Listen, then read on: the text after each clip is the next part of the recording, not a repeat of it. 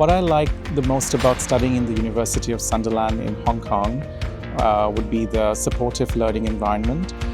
The lecturers are very approachable,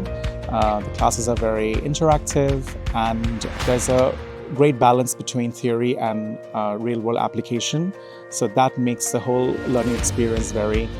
rewarding and enjoyable.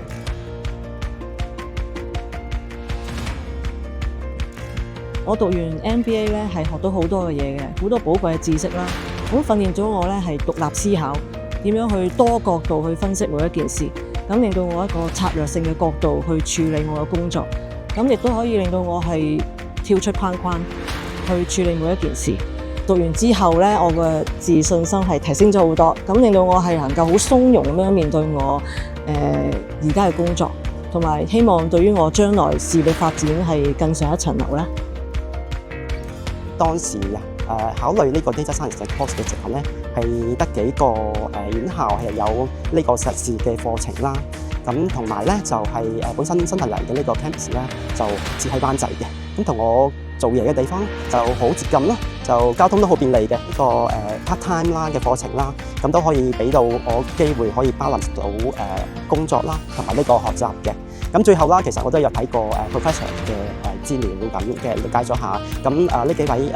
professors 啦，咁都喺呢個行業啦，都有好多年嘅經驗嘅，同埋喺呢一行啦都有好好嘅聲譽啦，所以綜合嚟講嘅話，我就係揀咗University of Sunderland in Hong Kong。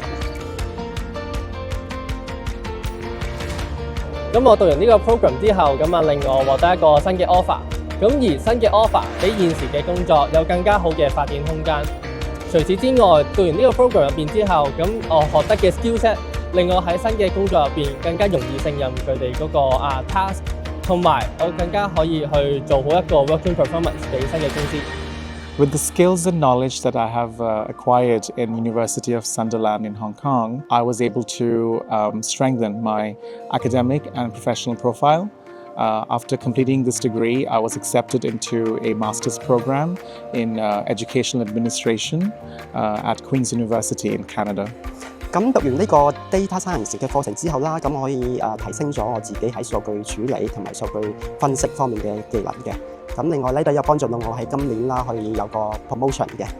係啦。咁另外咧都可以應用到呢個 data science 嘅知識啦，咁繼續喺改進我依家用嘅呢個 reporting 啦，同埋有自己做嘅一啲tools 方面啦，都可以進一步咁提升我哋嘅工作效率嘅。尤其係 data science 入邊嘅 forecasting 啦，同埋用到嘅 visualization 相關嘅呢啲知識同埋技能嘅。